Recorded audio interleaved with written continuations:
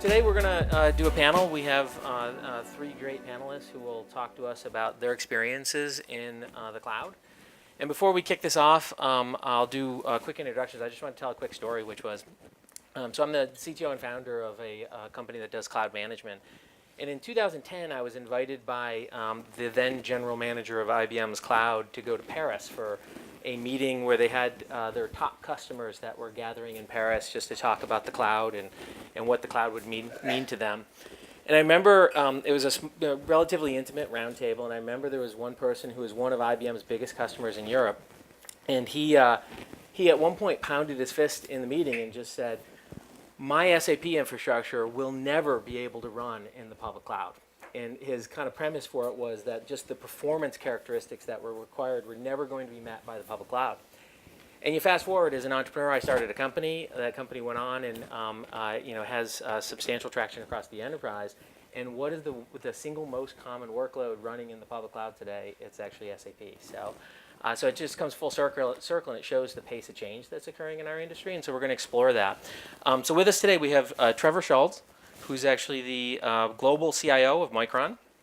We have Mark Bloom, who's the global CIO of Aegon. And we have Tad Brockway, who's actually a partner director. He's responsible for Azure Storage at Microsoft. So with that said, I'd like to just kick it off with let's start with what is or was your company's cloud strategy, and how has it changed over time? So if Trevor, you want to kick that off, that'd be great. Yeah. Good morning. I think this is like my fifth or sixth panel on cloud over the last 10 years, and I have to admit I hesitated because I don't think of the cloud as truly an interesting concept on its own at this point. This morning I was thinking about, we've been talking and moving towards the cloud for about 10 years now for a lot of different marketing reasons, and I think the first reasons that were brought forward was to remember Salesforce and SuccessFactors saying, get IT out of the way. And then there was the building up of the infrastructure saying, hey, cost matters. And there's just been one concept after another that's been driving cloud strategy, so to speak, for a while. And the reason why I like this, kind of living with it now, is because it's a foregone conclusion. Remy mentioned that. And the thing that we've learned, me as a buyer of cloud, not a seller of cloud, is that it really comes down to business. And the last panel really hit it well. I don't go to the cloud because it's technically important or whatnot. Our strategy around cloud is based on business needs. And at Micron, we're an integrated design and manufacturing company. So time to market matters, capital asset utilization matters, cycle time improvements matter. And we look at the technologies and the business problems and say, it's really speed of innovation is what matters in my business. So our strategy is we've taken the commodity conversation off the table, like, hey, HCM and CRM, those sort of standard business processes. And we look at our cloud strategy really about is how do we take advantage of the innovation that's out there. Because if you look at the investments and the open source that's happening and the speed of innovation in cloud-based areas, and it's a multi-cloud world, by the way, our strategy is based on taking advantage of those innovations quickly. And so we have our criteria that we go through, but really that's the core of this. I mean, my job as a person who has a seat at the table is to figure out how to increase revenues, how to get better capital asset utilizations, how to take advantage of technologies to speed up our business or make better decisions. So it's an enabler, with innovation and agility being the real drivers behind it. Right. Okay. What would you say, Mark? And again, when we talked before, I mean, a lot of what Trevor and I talked about was complementary. And again, it's very complementary. But I would just add probably one thing to what he said, is that Aegon is an insurance company headquartered out of the Netherlands, and we've got a lot of heavy iron, like a lot of us do. And one of the things we've got is a lot of fixed cost, right? And so now you got this demand of coming to much more of a variable cost model. And so how do you deal with that? And so that really forced the issue of the cloud, right? So now you got to go to much more of this variable demand. you're going to get from your business partners, and they're going to want to see a correlation of that demand to your cost. And you clearly cannot send them back a lot of fixed cost, right? And so the degree you can variabilize your cost was the other thing that we've leveraged. And then that drove me to a strategy, and it gets back to exactly what Wendy said around taking risks, right? So what we said was, we're going to just default to public cloud. I think a lot of people are kind of mixed between this hybrid and private. I'm really trying to push us as fast, as hard as we can to public, and people have to come back and tell me why not, right? When they come back and talk about the reasons to leave something in the data center and put a private cloud around it. Ted, as a vendor of cloud, how have you seen enterprises change in terms of their the benefits they're trying to derive from a public cloud? I really like the points I've just heard.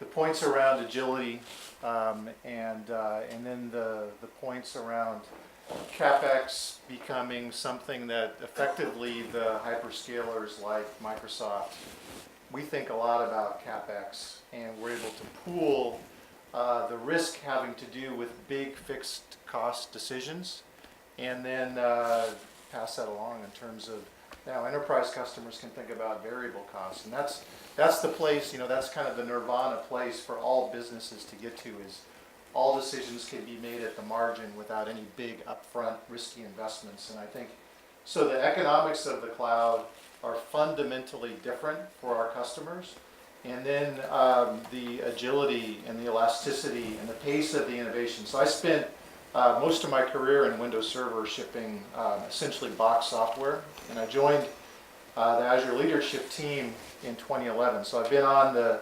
Microsoft version of this public cloud ride for a few years now, and it is incredible to be now involved in this new industry where the pace that we're able to innovate and work on new features and roll them out into production, it's just, there's been nothing like it in my career, and so it's phenomenal. And so it's great to see the customers are also benefiting from the innovation, as well as that change from CapEx to variable costs. So Mark, you'd mentioned that your default is the public cloud, Yeah. or at least you're encouraging a default of a public cloud. Do you have concerns about vendor lock-in? No different than even running my own data center, right? So, you always want to have an exit strategy, right? So, irrespective, any relationship you get in with any supplier, you always want to have an exit strategy. So, you never want to get so locked into somebody you can't get out of it, and that's no different than when you're running in the cloud. Now, when you're dealing with a Microsoft or an AWS or a Rackspace or somebody like that, right, you want to, of course, set up so you can move from cloud to cloud. Now, we haven't done that yet. I don't know how many people in the audience actually have moved a series of workloads from cloud to cloud. That's one of the things we're starting to talk about now and experiment with. But again, you want to just make sure you got an exit strategy.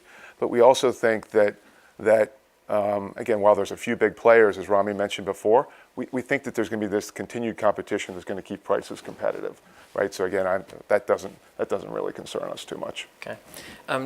Trevor, do you have any sense of, this is something that gets debated in the industry, does the cloud make you more or less secure? So just the overall concern of security, and I've heard people make great arguments on both sides. What do you think is the right answer for the enterprise? Oh, I still think this one's playing out. I think, you look at the recent incidents or breaches that have happened are great examples of things are getting bigger. So if you look at my company specifically, we're kind of the center of the supply chain, so people are very interested in our technologies, and they're very interested in what we're doing. So we have multiple threat vectors that come at us. And so if I look at cloud versus non-cloud, I think you can make the arguments that on-prem is no less or no more secure. I've had multiple surprises about being told things were secure, and you go in and you take a look at it and realize it's not, or not to your level of expectations. If you put a bow on this, I think nothing's secure. But I think the technologies that are coming to bear today are demonstrably better than they were even last year or the year before. And I think you can see the big providers like AWS and Azure and others really investing heavily in this because their business depends on being able to show a level of security. But I think it's naive to think that one is more secure than the other. But it sounds like you're saying the expressiveness of security in the cloud is sufficiently strong where you could be more secure if you put the time into it. Oh yeah, absolutely, and I think the small vendors struggle. I think that the larger, I always say this to when I'm sitting in a board meeting with others to say, hey, is this specific asset secure? And I say, well, let's look at comparable sizes here in threat vectors. I only have so many people on my team that can deal with security on a daily basis. I'm a $20 billion company, so I have a fairly sizable budget, but it's nowhere near the size and investment of the large cloud providers. So you have to kind of each different discussion is slightly different.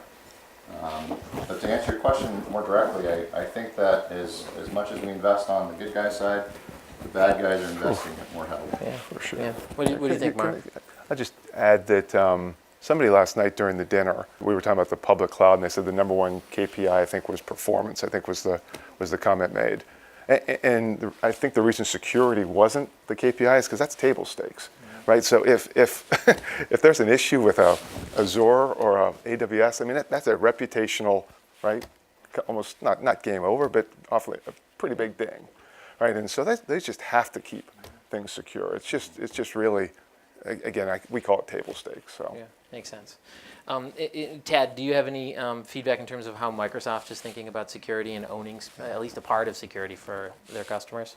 I agree. I think that security is the most fundamental of fundamentals.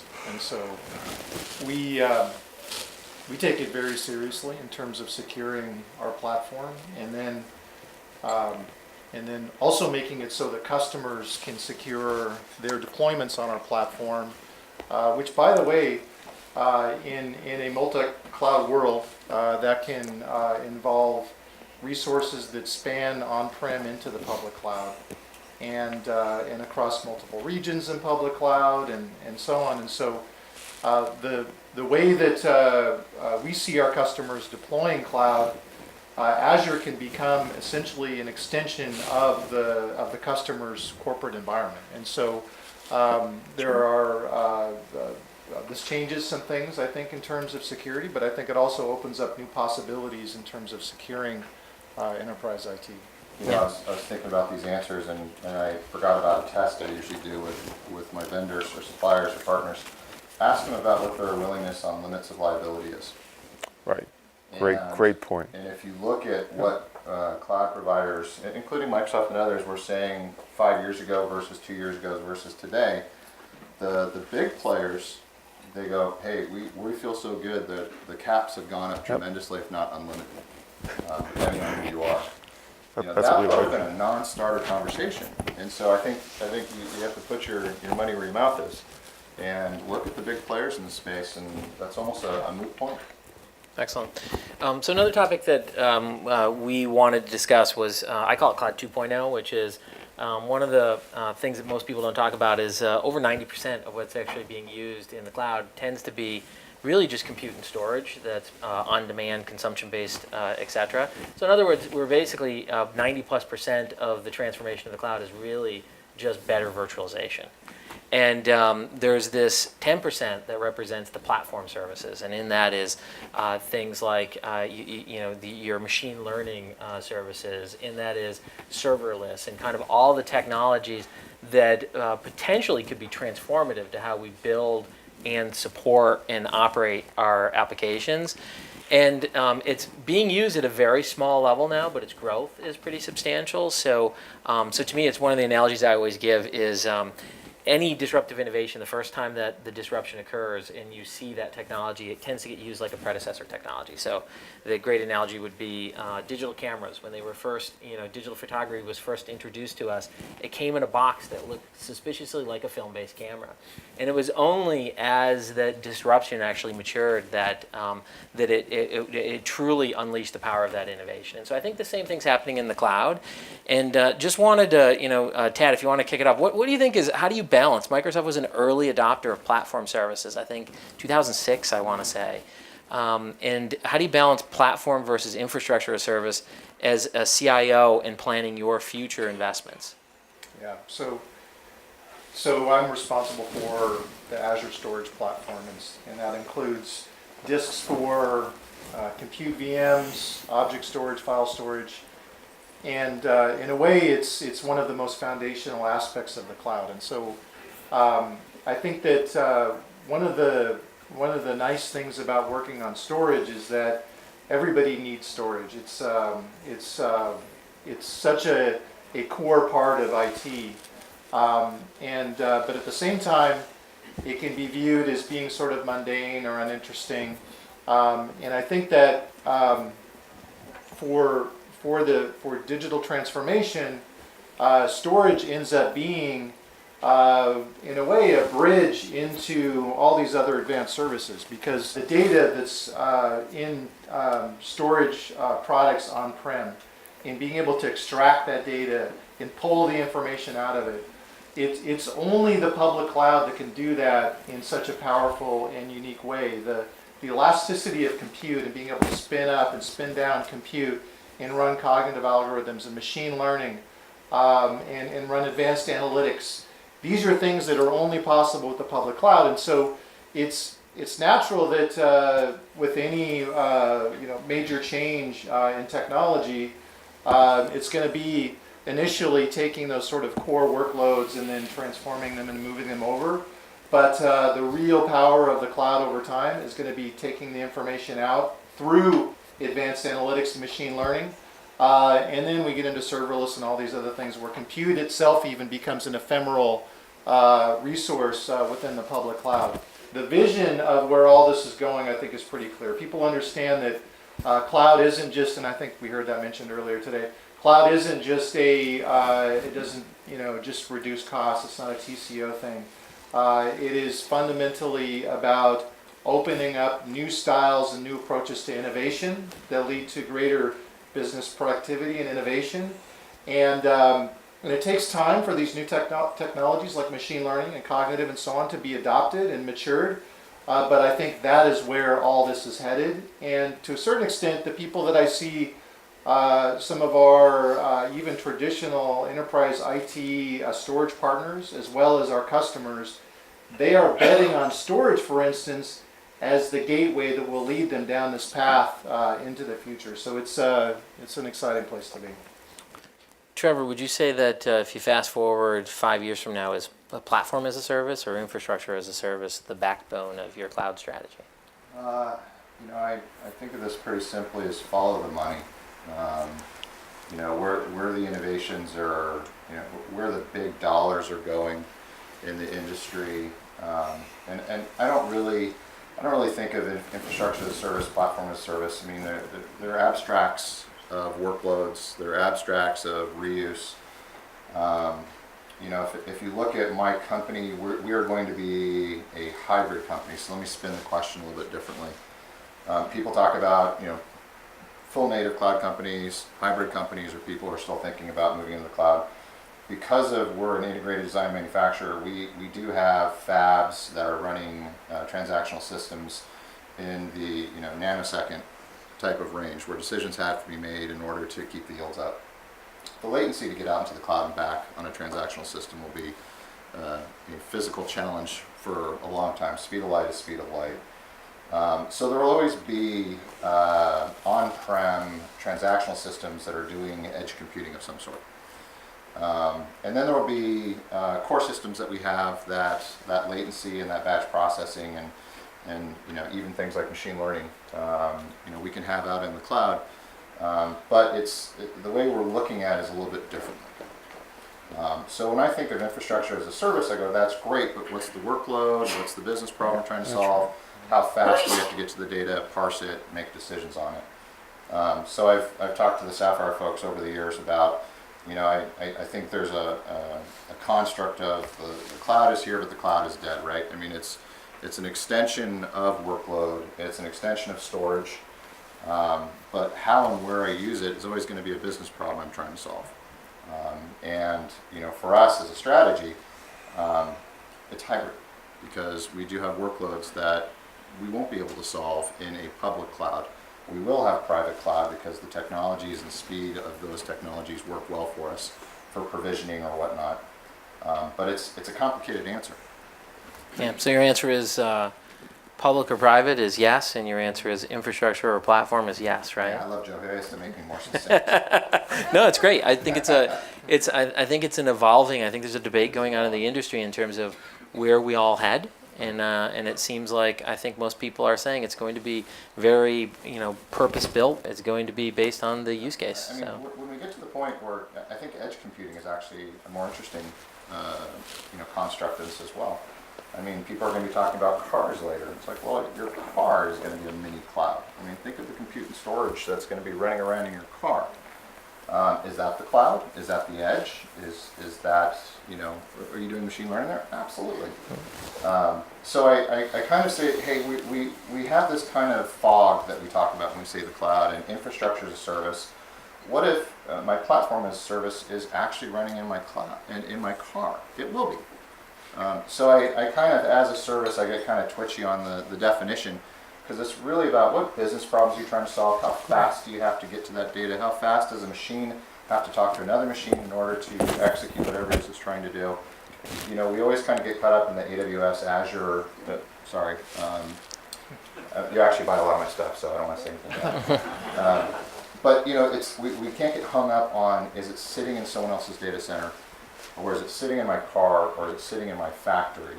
We have to think about those business problems and the latency and the storage size and what are you really trying to do with this technology? Yeah, That's great. That business outcomes, that's exactly right. It's exactly the way I would answer it. are you looking at? Do you see a future, Mark, for serverless in your organization?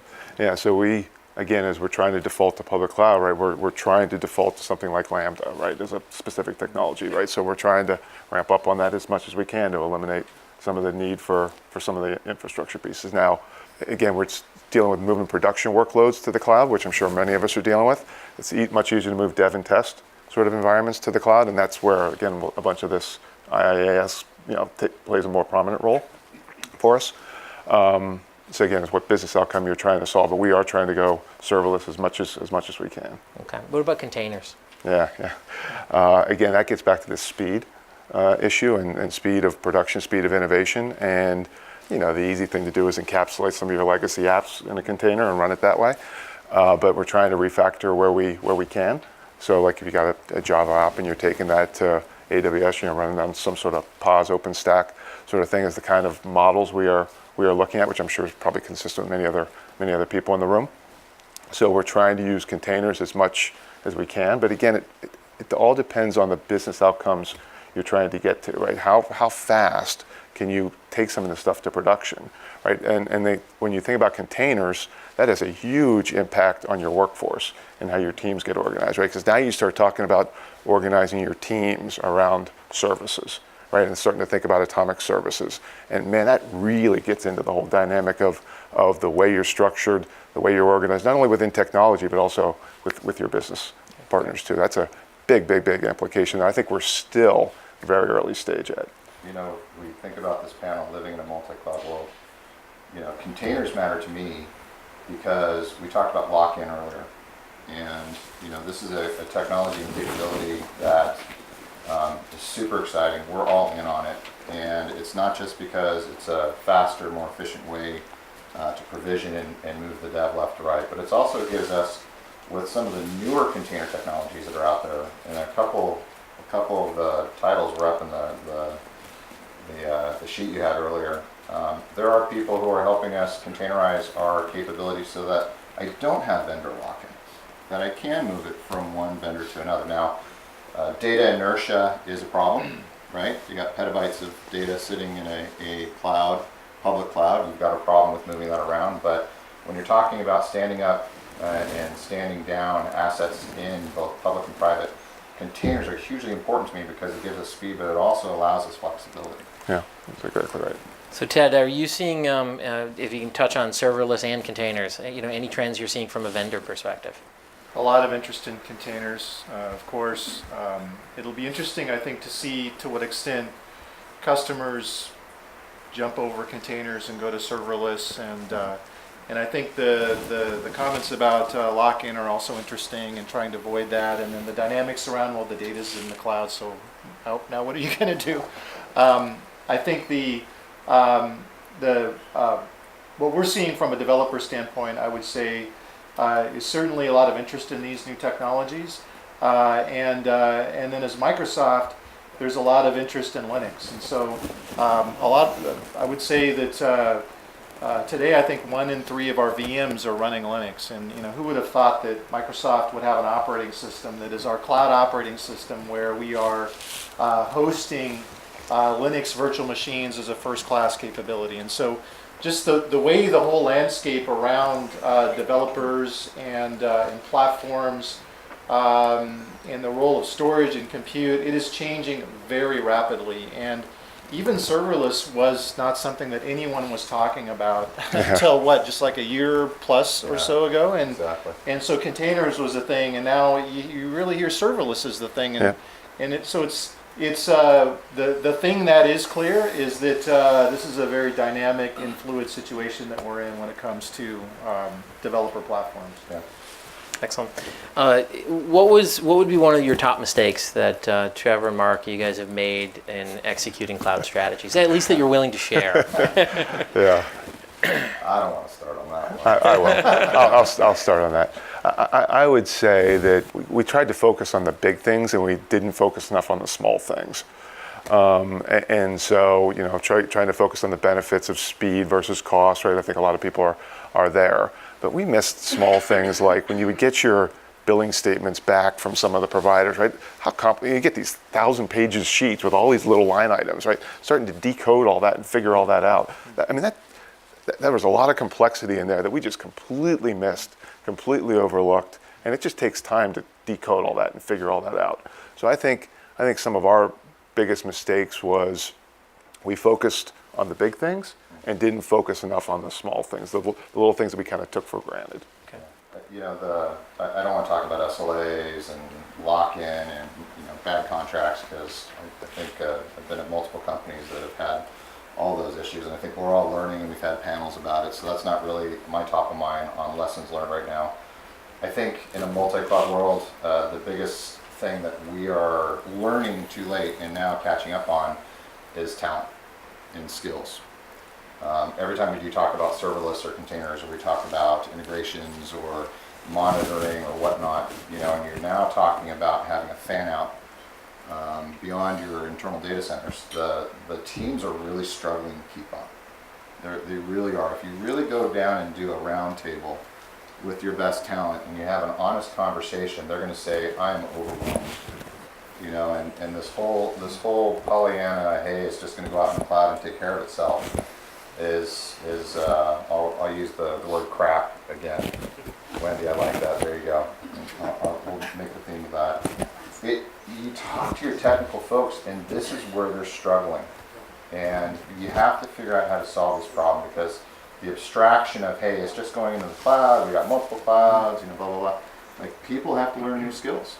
Yeah. And, I challenge everyone in this room to go to your teams and have an honest conversation about, what do you need right now from me? And they're going to say, I need training. I need to stop the flywheel of trying to execute on projects and services, and I need to step back and really learn a new skill set here. Yeah. Otherwise, you're gonna find yourself with a talent gap, and probably everyone in this room has a talent gap. Yeah. So for me, that's my current top of mind lessons learned, is that we move to the technologies more quickly than we allow the humans to keep up with the technology. And the learning never ends, right? Which is the pace of change in the cloud makes it so that you can't stop. Once you actually have trained your staff, there's new things to learn each month. Each day. And the learning in this, let me just jump in this, because the learning in the staff isn't just your own team, right? You got the rest of the department. So I'm sure all of us run into roadblocks with our legal, compliance, InfoSec departments, right? As we've tried to try to enable services either with Azure or AWS, and there's all these reasons why not, right? We can't do this, you can't do this, right? And you try to do it in multi-countries, right? And this is unique to this country, you can't do this there, right? And so getting your legal compliance departments up to speed and getting them to adopt the same velocities that your technology teams, man, that's been a huge learning for us, and we're still not great at it. Yeah. So Ted, we started by talking about agility and innovation is what's driving customers into the cloud. Can the cloud be cheaper? The cloud can be more expensive, as expensive, and cheaper. The key thing I think is to be intentional about architectures for applications that are running in the cloud. It's just one of the initiatives that I'm driving as part of the Azure leadership team is in helping all of our existing internal services move over to the Azure platform. And so we've been delivering server-side now services for many years, and so taking those assets, whether they be first-party services like Xbox Live, as well as our own IT services, and then moving them into the cloud, it's been very enlightening. I would say as a company, because a frequent conversation that we'll have with one of our what we call first-party service teams is they have a bunch of bare metal servers that they've designed with their with the right amount of RAM and NIC and CPU for their specific workload, and then they look at, okay, we're going to go map this into Azure virtual machines, and then they show us the price tag, and they're like, okay, this seems to be a problem. Now, what they aren't seeing, these individual teams frequently, is they're not seeing the fully burdened costs of running their gear. What they're seeing is their little silo and whatever their machines cost. They're not seeing the power, the data center overhead, just the costs of the variability and diversity that they're bringing into IT, and that's an amplified thing. As long as, as well as all the sort of opportunity costs having to do with lost agility and innovation. And so they tend to look just instinctively and naturally through their old lens, which is a very siloed way of looking at things. But when we sit down with the teams and spend more time with them, and especially our own IT, they just see this as, inevitably for them to survive the economics of IT, cloud is something that they're going to have to move to, and they're going to have to go through a digital transformation. But it's not, it can't just be a very straightforward through the same lens as usual, lift and shift. It has to be much more intentional and so on. So I think, but in the fullness of time, I believe the economics will bear out in a way that absolutely the cloud will be a less expensive approach. Okay. Trevor, you kind of mentioned that you live in a pervasively hybrid world. How do you manage governance across that world? I think governance has been a problem, continues to be a problem. We as a company jumped into the cloud very early on, before I joined, and it was, like I said earlier, it was about people selling around IT, and then the functional teams realizing that they suddenly became an IT department, and then IT moving there, and now they want to hand it back because they realize that compliance and like GDPR is something that they just can't deconstruct. It's a technical problem at the end of the day. So we've gone through the lessons learned as a company, and what we have learned is that the functional leaders have been burned enough times trying to enable new technologies, going out and buying technologies, that we now have an internal governance body that talks about the business problems and how we go after RFP.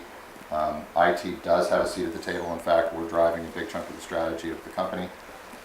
So we have I would call a 2.0 version of governance around making decisions, and have a pretty mature stack of questions we go through to ensure that we're going left or right. So it's a learning process, and I think each company has a different history that lands them into why they govern in a certain way. If you're a digital native company, you have a different set of parameters. I as a semiconductor company and the last American memory and storage company provider left, we have export control challenges that we have to deal with.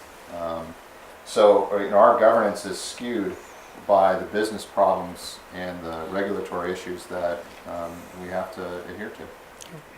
What's your take on governance, Mark?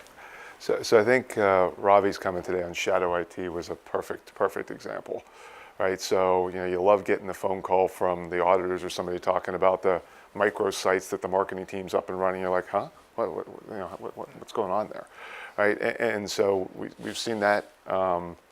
And so to me, the thing that we've done to try to combat this is actually build credibility, right? So by establishing credibility with our teams, then our business partners are those that don't have the right confidence, just say, we'll just go default to the cloud, then they're going to want to work with us, right? And we found that to work pretty well.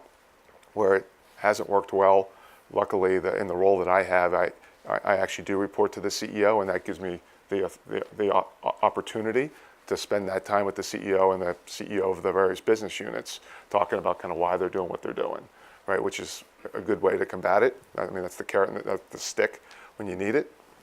But really, the way we've answered this governance question is by trying to establish credibility, right? So if you can really establish and build yourself some runway underneath you, that you've been able to deliver the business benefits, get the things that were really expected of your cloud installation or your cloud instances, then hopefully it feeds on itself and really takes care of itself. Great.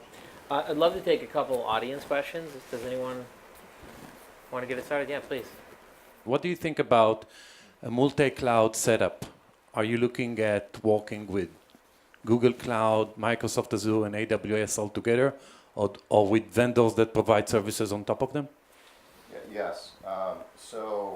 Just to provide clarity, we believe, and we actually are deploying, and I'm just going to use the infrastructure as a service, platform as a service. We are a multi-vendor, and we use them against each other. But we also sell to these people too. So that's sort of let's be real, I'm an arms dealer here for all computer storage in the world. In fact, all of you looking at your cell phone right now are using my memory as we speak. So we definitely have enablement in the big providers, and not just the American ones, but we also use Asian ones as well. Because the Alibabas of the world and others are extremely critical to a global company. If you look at the footprint of my company, my operations are in Asia, so it makes a lot of sense for us to use those cloud providers as well. We have a very intentional set of criteria, like I mentioned earlier, from a governance perspective. I have incredibly creative data scientists, I have incredibly creative engineers who want to be able to spin up and spin down experiments on a regular basis, so we do enable that, and we try to provide services and say, hey, here are the ones that you should be using, and by the way, we're not going to block it in the firewall. We want you to be able to do this, but please be cognizant you're getting a bill, right? IT is not free.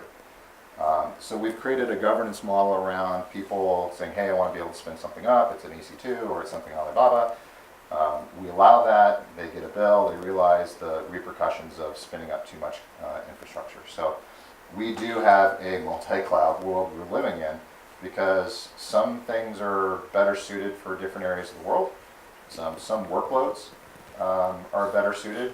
If you look at some of the offerings coming out of the two big Americans, Microsoft and AWS as an example, they have some pretty incredible artificial intelligence capabilities coming online that it's much faster for me to point my team to that, spin up an experiment, get what they need to get done, realize if that's something we want to productize, either bring it back on-prem or we leave it in the cloud, right? But you have to have that flexibility, and I've found that as an enabler to the business, that it's important for us to create patterns for our end users to be able to take advantage of. And when I say patterns, I say, you want to be able to do X, this is available to you, legal's already signed off on it, these are the data sets that you can and cannot have go out there because, again, I have export control issues, I have to be very careful.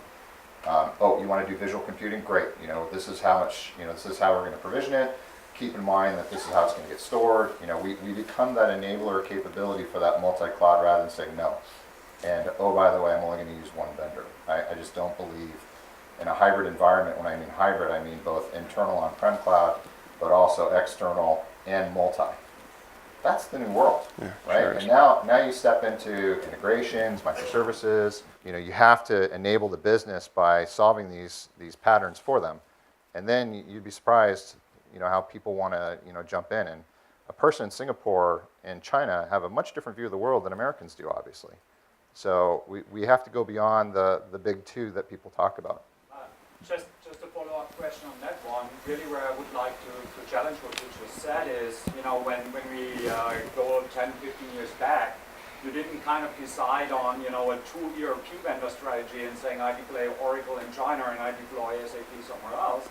So looking at that really is, what's the benefit of having that multi-cloud element, specifically on a platform as a service, when you actually extend beyond the infrastructure as a service? You know, do you actually convert your data center into a network hub that pumps the data from one cloud application to the other, or how do you envision that? Well, I grew up in Silicon Valley, and a really smart person told me a long time ago, who I'm sure everyone would know. He said, money is made in the transition, right? And we've been talking about going from on-prem to the cloud, and that's a transition, right? And if you're just transitioning from one point to another, you really haven't done much more than shift your spend to somebody else. And so I think that the workloads are changing dramatically. And an ERP workload is a pretty succinct thing we all get. What I'm seeing right now with things like machine learning, which is just a subset of artificial intelligence, which is our core area, it does not make sense for us to solidify on one direction. Because what I find is that there are major innovations happening where people say, hey, I've got a platform as a service that's coming out of Alibaba. This is something that is 3 times faster than what you can get out of, let's just keep a generic name.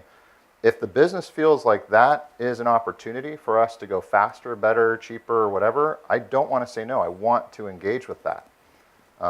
So to answer your question more succinctly, I don't think we have the ability now to limit ourselves with, hey, I'm just going to go all in with one provider. Because quite frankly, lock-in's going to happen again.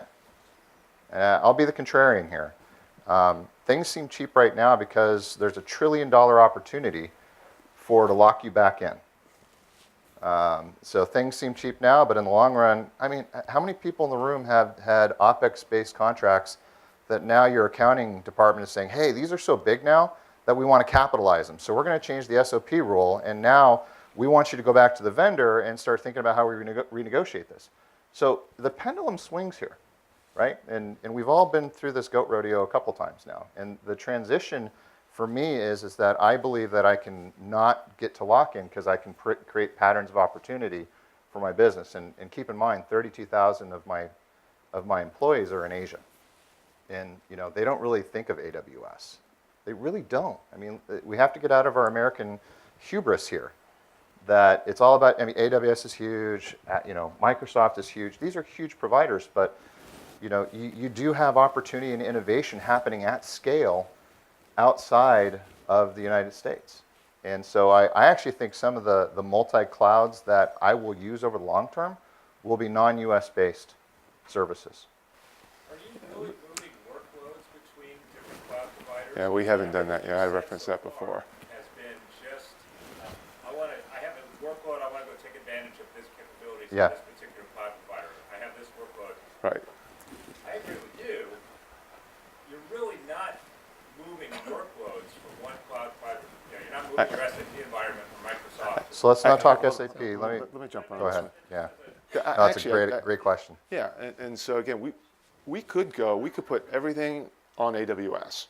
What we have seen, when we've run, for instance, with our actuarials in the insurance business, where we run our financial services on AWS, and we got better performance with Azure.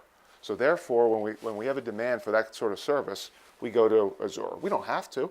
We could go to AWS, but we get better performance characteristics by going that way. So it's not a function of moving it from workload to cloud provider to cloud provider. It's a function of identifying the service and where you're getting the best characteristic, which is different than the ERP example, right? I mean, you're kind of locked into that single monolithic model. You don't want to have multiple ERP things running. I mean, it's more an opportunity. It's there than it. I feel compelled to answer the question. So think of collaboration tools like Office 365. Absolutely, you're locking yourself in. For sure. ERP, you're there. It's going to be very difficult and expensive to move from left to right. A vast majority of the IT spend that I'm going after right now is machine learning based. And I can spin up in Azure, spin down, and spin up that same capability in Alibaba, and I'm doing it today. And some of these things are worth hundreds of millions of dollars to my company in terms of value. So yeah, again, in a multi-cloud world, there are assets that you're gonna push out, and it's gonna get there. and it's stuck. But I do have examples, and I do believe everyone in this room is going to be more compelled to have exit strategies for some of the workloads, to be able to say, hey, this is no longer working here, I want to now move it there, and I want it to be cheap in that movement. Yeah, I'm absolutely. going to interject and just apologize, which is I think we're running out of time. And good discussion, thanks for all the engagement, though, when it comes to Who knew a cloud. cloud would be that exciting? I know. And thanks to SAP and Sapphire for pulling this together. And you guys were a fantastic panel. So Thanks, Joe. thanks to each of you. Nice Thanks job, for Joe. facilitating, Joe. Thank you. Thank you.